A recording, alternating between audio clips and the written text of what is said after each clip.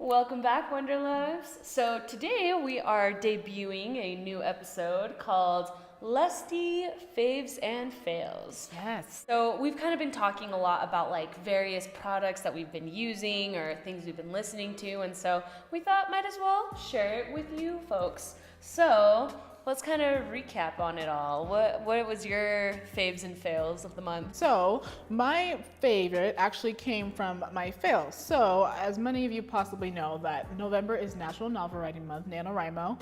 And so I had this grand idea because I'm a big romance reader, romance reader. I'm a big fan of romance novels. Yes. And I just love them, but I feel like in romance novels, in that community, there are so many just problematic tropes that drive me crazy. Take, for example, books like 50 Shades of Grey. Yeah. Where I just feel like problematic. Yeah, right? Like, and it's just like, it's so, like, it's Yeah. just, I mean, I think on one hand, books like that, like Yeah. where they take something that for the mainstream is like conventional, are great because it's kind of like an introduction to a lot of people. But I don't like it whenever books, just promote like problematic behaviors whenever they portray like emotionally abusive or even physically abusive or behaviors as being like romantic or normal when it's controlling and it's not okay. So, you know, there's just been a lot of books that I've read that are like that and they just drive me kind of batty. And it's one of those things where I just recently got a set of books from the library and I read them and I just could barely finish them because there was just so many problems in it. And so I was like, you know what?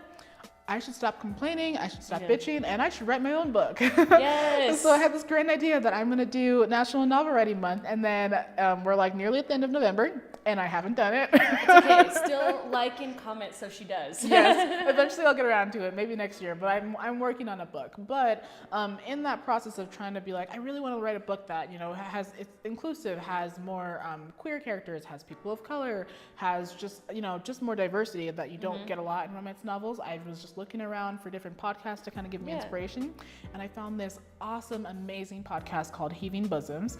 So it's these two best friends. One lives in Alaska, one lives in New Jersey, and they just podcast every week and they read a romance novel and then they just talk about all the great things about it. They'll recap it, and it's just like, they're so funny. They're so good. Yeah, you totally got me hooked on them. Right. So. It's just so good. And they've created this really awesome community around their podcast. They have like this Facebook group that like is just super supportive, and it's just a great like group of folks that just support each other and I'm like, this is how the internet should be. I know. I love it. Love and happiness. Right? Exactly. Like I just love it so much. And like Yeah. since I found this podcast like at the beginning of the month, I have like listened to it like every single day, and it's kind of a problem.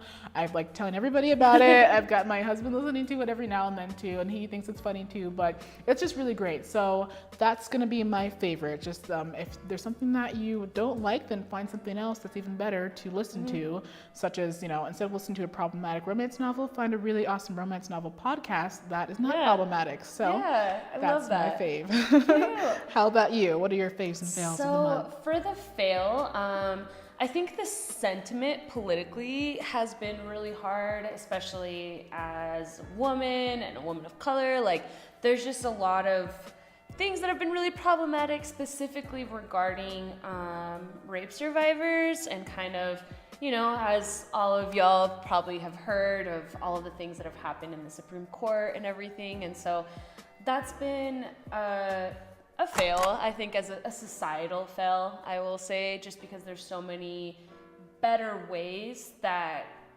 we could go about like being advocates for survivors, and also that there shouldn't be those type of negative repercussions for those that are wanting to share their story and come out. Yeah, I and agree. So a thing that I guess has like kind of evolved into more a productive thing would be that I feel like there's so much more organizers out there, activists. Like, I feel like because of the situation here in the US, there's been a lot more active, like politically active people. And that's a really cool thing to see, people that aren't gonna like stand up like for that, like let that continue to happen and stand up for better things. So that's been a good thing. And also I've enjoyed seeing a lot more women that have been elected into office, and specifically women of color, just because it feels nice to have that representation,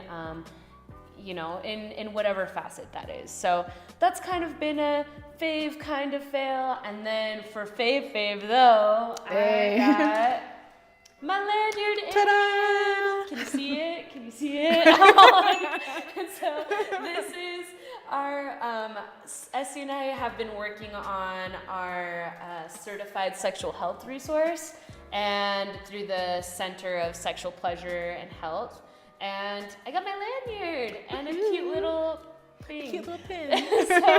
So that's been exciting. So I think that like from getting that, I've just been wanting to just, again, with even being a sexual health resource, there's so much to learn, and just to be more aware and inclusive in language, and it's so much. So I've kind of taken it upon myself to start getting more educated. And so the first book I got was Girl Sex 101, and this one is by Allison Moon and Katie Diamond.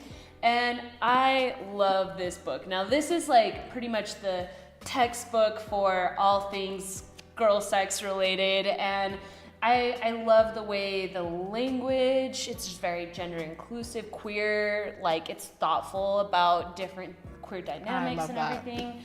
And again, with textbooks, like a lot of times they're super clinical or really like medical terminology, and this one still uses a lot of like medical terminology, but I mean, it's cute. The illustrations are fun.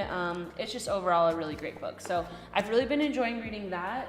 And then the other book I've been reading is by Dr. Laurie Mintz, and it's called Becoming Cliterate. And this one just goes all about clitoral stimulation and orgasm, and their back part, it just says like equality plus sex equals orgasm. So it's a really great book. So I've been really enjoying delving more into sex education and just learning a little bit more. So, because everyone can learn more. It's all there's no cap on that. Exactly. I love it. That's awesome. Well, I think that we've definitely given a lot of great recommendations. So for you Wonderloves, we'll make sure to put links below to the podcast that I was talking about, the books that we've talked about. So if you guys want to check them out, you definitely should check them out. So do it. Check them out. Yeah. So drop a line below. Tell us what your faves and fails have been for the month of November. And we will see you Wonderloves next time. Bye, Wonderloves. Bye.